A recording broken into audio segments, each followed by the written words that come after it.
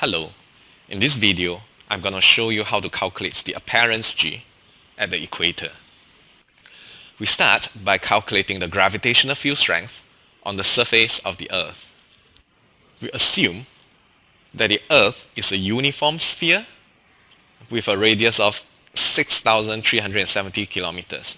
So every point on the surface of the Earth would be 6,370 kilometers away from the center of the Earth. So the calculation shows us that the gravitational field strength on the surface of the Earth should be 9.813 meter per second square.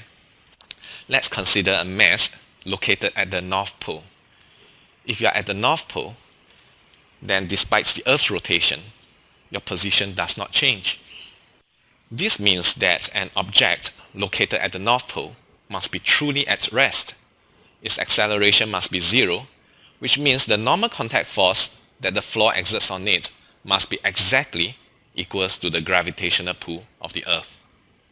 So if we use a weighing balance to measure the normal contact force in order to measure the value of G, we will get 9.813, which turns out to be the true value of G. On the other hand, if the mass is located on the equator, then the mass is not at rest at all. It's actually doing circular motion round and round the Earth as it rotates together with the Earth. Circular motion always requires a net centripetal force pointing towards the center of the Earth.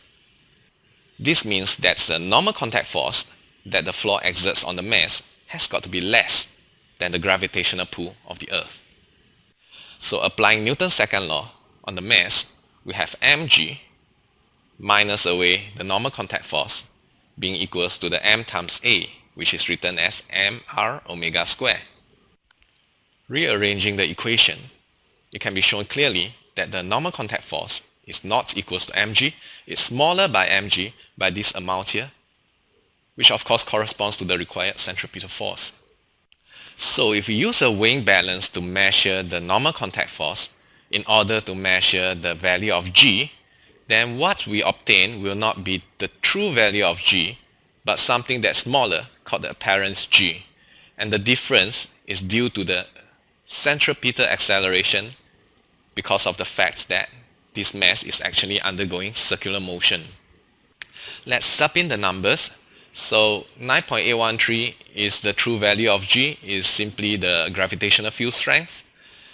As for the circular motion, since the mass is rotating at the same rate as the Earth, its circular motion will have a radius of 6,370 kilometers, which is the radius of the Earth, and its angular velocity is 7.27 times 10 to the power of negative 5 radians per second, which is basically the rotational speed of the Earth. The centripetal acceleration for a mass sitting on the equator turns out to be 0.034 meter per second square. So the Earth's rotation does cause masses that are sitting on the equator to weigh less than masses which are located at the pole. But 9.78 compared to 9.813 is not really that big a difference, which explains why most of the time nobody notices this difference. Alright, that's all. Ta-ta!